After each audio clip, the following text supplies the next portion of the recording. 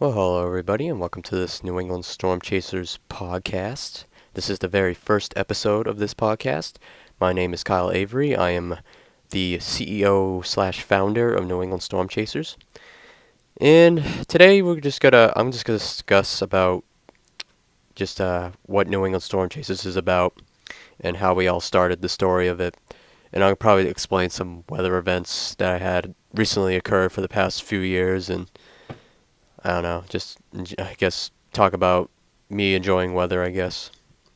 So let's begin our story about New England Storm Chasers. Now, New England Storm Chasers was started in 2009 by me. I was a Lynn State College student. I lived in Lindenville for a while. I studied meteorology for the first year at Lynn State College. And when I was first there, I didn't.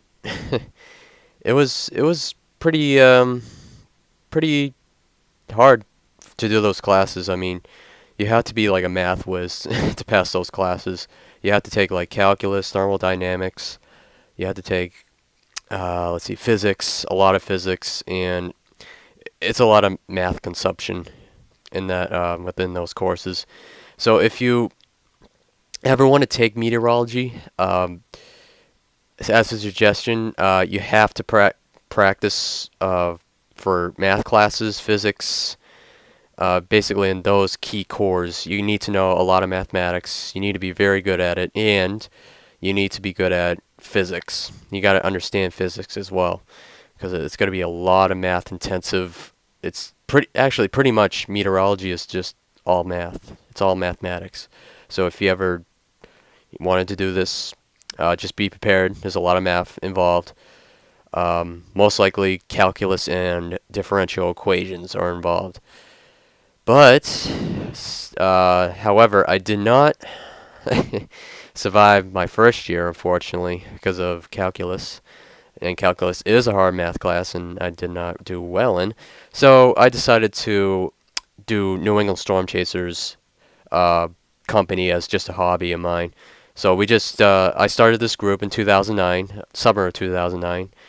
I think the president and co-founder of New England Storm Chasers, James Cinco, my buddy, we started off chasing in the summer of 2009. We decided one day just to chase a storm. I think it was like near Vermont.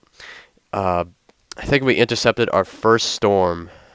I think it was like northern Vermont, I believe. It was near towards Canada. We intercepted a thunderstorm that was going over Lake Willoughby, I believe, and we did intercept it, and unfortunately I think there was no lightning involved, but we did, however, successfully intercepted a storm, and it was pretty fun. And after that moment, I decided to create the New England Storm Chasers group after that. And most likely, if any of you who decide if you want to do storm chasing, highly recommend to know your safety rules, like know the safety guidelines out in the field. If you are chasing, make sure that you're courtesy on the roads. Make sure you follow road rules. If you're gonna give caution to other drivers, make sure put on your caution lights, especially when you're driving. If you drive into a thunderstorm, you better make sure you slow down, because it's when it downpours, when you enter the rain shaft in the storm, you got to make sure that you slow down, because it will get wet and slippery. You'll hide your plane very easily. Those are probably the hazards. You got to also watch out for lightning. Lightning can be a very dangerous hazard when intercepting thunderstorms. You never know when a lightning strike will hit. For knowing when a lightning strike is going to hit, if your hairs stand on end on the back of your neck, like they feel tingly, like if you feel tingling all over underneath a thunderstorm, get to cover immediately, or stay crouched on the balls of your feet, your head tucked into your chest, and just make sure the lightning strike has struck, and then try to run for shelter as quick as possible, because lightning's about to strike in your area very shortly, and it's very dangerous for storm chasers to go out in the field outside of their car. It is very dangerous. I highly not recommend to go out in a severe thunderstorm when there's too much lightning in the area. You don't want to, you don't want to get struck by lightning, get electrocuted. It's not a safe place. So make sure that you have some radio contact, like radio. If you're into ham radio, I believe, you can study it, get a license, and you can actually, radio for help. Also, you get a cell phone. Highly recommend to get a cell phone to call in for any emergency whatsoever. Dial 911, because safety is the number one rule for storm chasing. You always got to be safe. It is the most dangerous job ever because practically you're risking your life for others when you're storm chasing, and anything can be dangerous out in there, when intercepting thunderstorms or trying, like when the storm has passed and there's like storm damage from the storm. There could be down trees, there could be down power lines, and there could be flooding. So there is potential hazards you need to watch out for when storm chasing. So number one rule is safety. Always, always, always number one rule for us is safety. So as far as other rules go, again, just make sure you have the proper equipment. Always, always, always have the proper equipment. Cell phones for emergencies, radios, radio antennas if you have any, walkie-talkies, internet in your car, but it's optional. You can have internet in your car to locate like certain weather radar, Doppler radar. You can track storms using. I highly recommend to either use GR level radar, GR level X radar. That's great software to use for tracking weather on radar. It's very, very useful. I use it all the time, but I gotta have to update my license soon. But anyways, another great source tool is Weather Defender. If you want to use it for individual use, you could, but you have to pay a monthly fee of $22 a month for the Weather Defender.